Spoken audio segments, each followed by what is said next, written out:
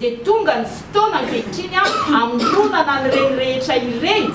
ahafahana manorina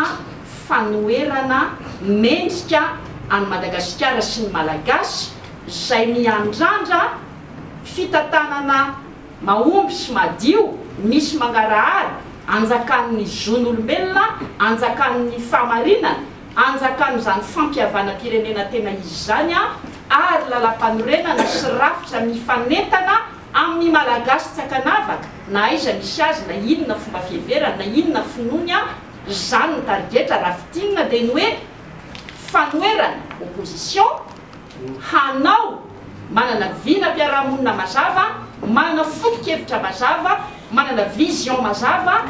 manana fototra iorenana mazava tsara ampafantatra horetady rendanitra fa izahay komity mpanomana ny conclave des opposants dia tsy sanatry ny vava ny soratena atao voatango fanekeny fikambanana maro antoko politique tsy vitsy olom-pirenena maro hoe karakaraitsika karakarainareo ny atotosany zany conclave des opposants izany androany azy dia sahanay ny milaza ary elanay tsiny amin'ireo namanay izay mbola tsy tratranay antso fa atsonay ampitiavana izy ireo satria misokatra amin'ny danadana fa araky nilazaiko teo hoe tsisy tompony zany fanoerana zany fa zay olo-pirenena mahatsapa sy mahatsiary fa afaka hitoran-jara biriky hanarina nyty firenena ity ary mahita fa tsy mety zao hitantanana ny firenena zao tsy mirosona ka ny amin'ny fampihevanana tsika tsy mipetraka ny tany-tandalalana ary mana-kevitra hitoran-jara biriky amin'ny hevitra zay ananany ao anatin'ny fanorenana ny fanoerana dia raisina atanan-droa avokoa soratena atao voatango na manendry tena ho lehibe ny mpanohitra kanefa tsy nahazo fankatoavana sy tsodrano tamin'ny mpanohitra eran'ny Madagasikara mazany hoe eo le lafiny ara-dalàna legal fa eo koa indrindraindrindra lay lafiny legitime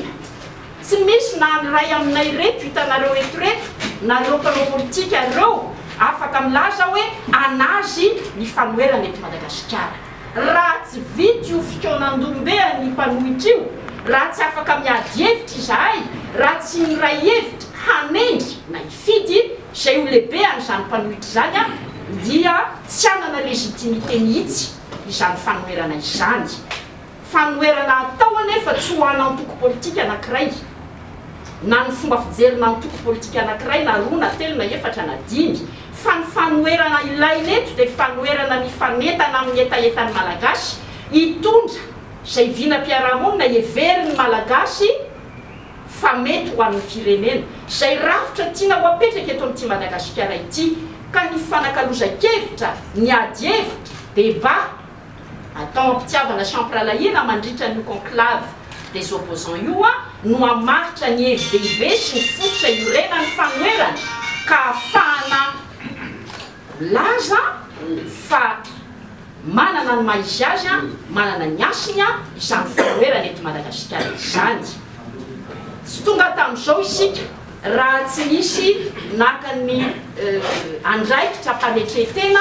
namory namondrina ary manohy an'izany famondronana izany izany famondronana ny hery izany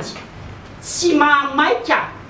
ny azakazaka ametraka olona ao amin'ny antenimieram-pirenena tsy lalatsiana Ravolomanana na Irakotomalala Henri na pasteur Edouard Tsarama na izahay eto manoloananareo eto no afaka hiteny hoe ranona no ataonay lehibe ampanohitra ny malagasy sy ny mpanao politika sy ny fikambanana samihafa ivory ao anatin'le conclave no hifidy na anendry izay ho lehibean'ny mpanohitra eto Madagasikara